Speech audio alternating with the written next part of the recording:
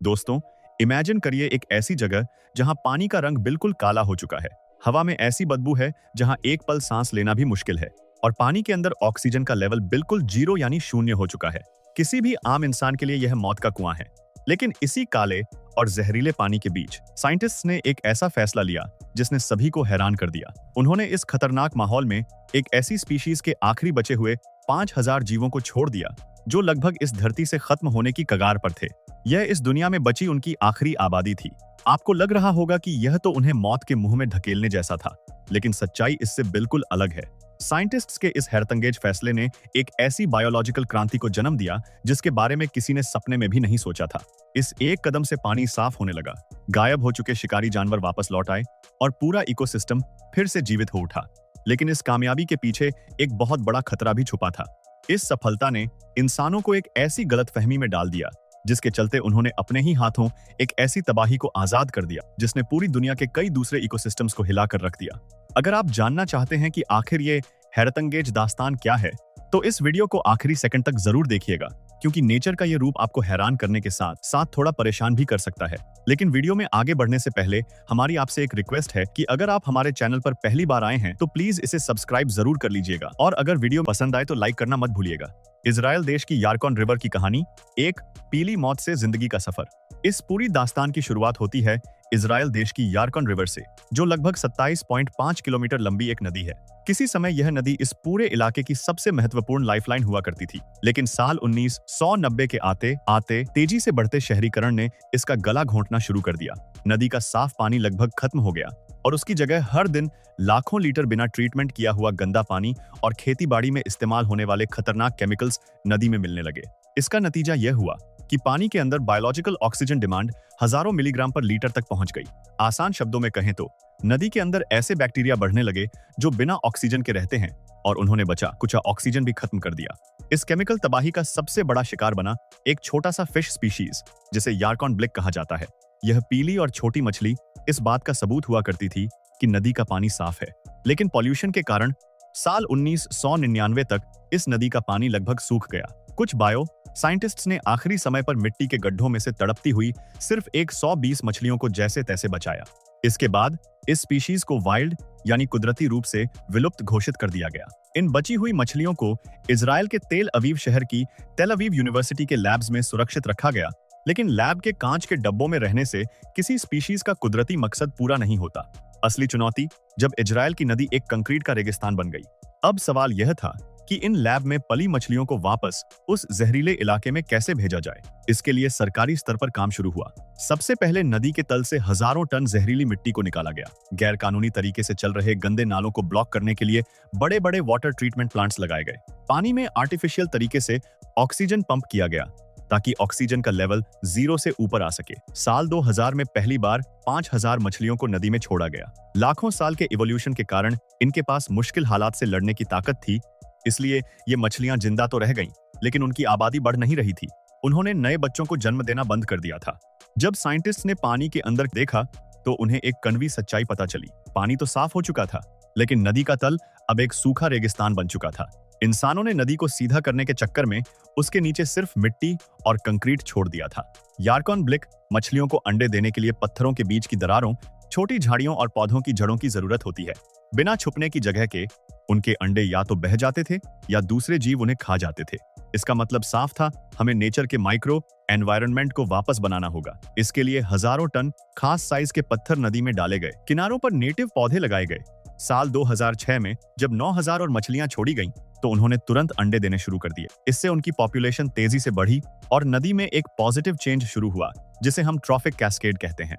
इस छोटी मछली की वजह से किंगफिशर्स, बगुले और कई तरह के जंगली शिकारी वापस लौट आए जो 30 साल से वहां नहीं देखे गए थे। अमेरिका देश की मिसिसिपी रिवर, नेचर की अपनी प्यूरिफाइंग मशीन्स। लेकिन दोस्तों, हर नदी को इंसान खुद अपने हाथों से साफ नहीं कर सकता। कुछ नदियां इतनी विशाल होती हैं कि वहां कोई भी आर्टिफिशियल मशीन काम नहीं आती। ऐसा ही कुछ है अमेरिका देश की मिसिसिपी रिवर के साथ। यह नदी लगभग पूरे महाद्वीप के 40% हिस्से का पानी लेकर आती है, जिसमें खेतीबाड़ी में इस्तेमाल होने वाले लाखों टन के केमिकल फर्टिलाइजर्स, नाइट्रेट्स और फास्फोरस मिले होते हैं। जब यह जहरीला पानी गल्फ ऑफ मेक्सिको में गिरता है तो वहां एक न्यू जर्सी के बराबर बड़ा डेड जोन बन जाता है, जहां ऑक्सीजन न होने की वजह से हर साल करोड़ों रुपयों का नुकसान होता है और मरीन लाइफ खत्म हो जाती है। इतनी बड़ी नदी को साफ करने के लिए इंसान ने नेचर की ही एक पुरानी मशीन का सहारा लिया, फ्रेश वाटर मसल्स यानी साफ पानी के सीपी। ये आम मॉलस्क नहीं है, बल्कि एक तरह के बायोलॉजिकल वाटर फिल्टर्स हैं। एक स्वस्थ मसेल पॉपुलेशन रोजाना लाखों गैलन पानी को फिल्टर कर सकती है। ये गंदे पानी, हानिकारक एल्गी और हैवी मेटल्स को सोख लेते हैं और साफ पानी बाहर निकालते हैं। लेकिन पॉल्यूशन की वजह से इनकी 70% स्पीशीज खत्म हो चुकी थी। साइंटिस्ट्स ने इनकी आबादी बढ़ाने के लिए एक अजीब तरीका निकाला। इन मसेल्स के लार्वा को जिंदा रहने के लिए शुरुआत में मछलियों के गलफड़ों पर परजीवी बनकर रहना पड़ता है।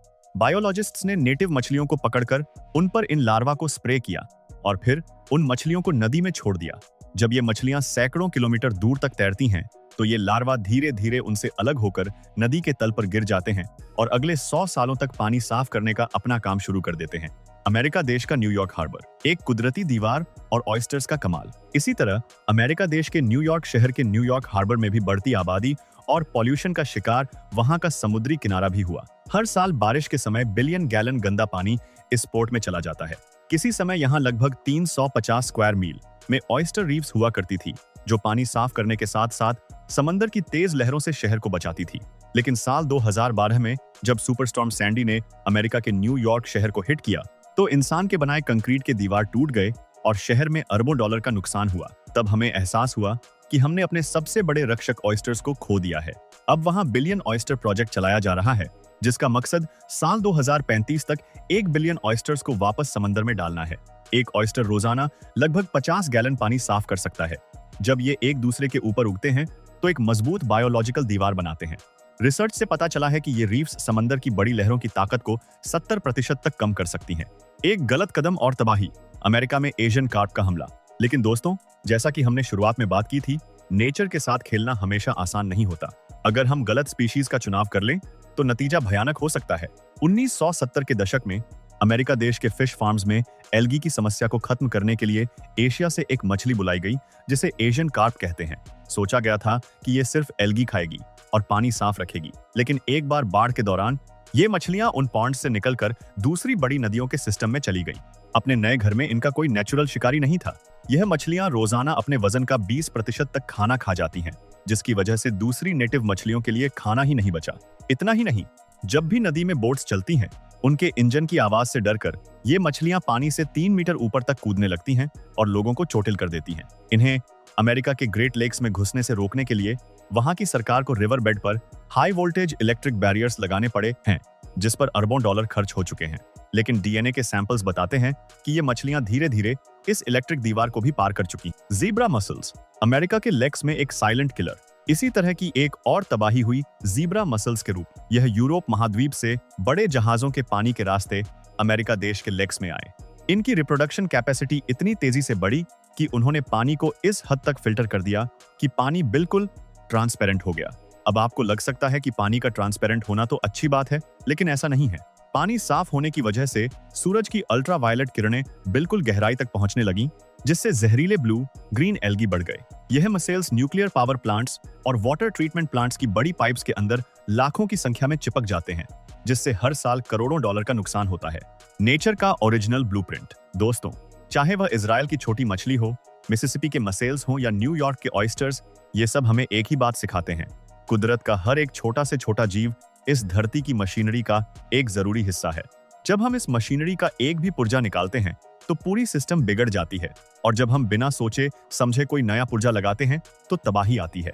हमने बीते समय में कई गलतियां की हैं, लेकिन साइंस और समझदारी के साथ हम अब इन गलतियों को सुधार सकते हैं। अगर आपको नेचर की ये अनोखी ताकत और इस रेस्टोरेशन की कहानी पसंद आई हो, तो इस वीडियो को लाइक जरूर कीजिएगा और कमेंट में अपनी राय बताइएगा कि क्या हम अपने आसपास के जल स्रोतों को इस तरह से बचा सकते हैं। और हाँ, आपसे फिर से गुजारिश है कि हमारे चैनल को सब्सक्राइब जरूर कर लीजिएगा। अगले वीडियो में हम ऐसी ही एक और दिलचस्प दास्तान के साथ वापस आएंगे। तब तक के लिए अपना ख्याल रखें और जुड़े रहें। धन्यवाद।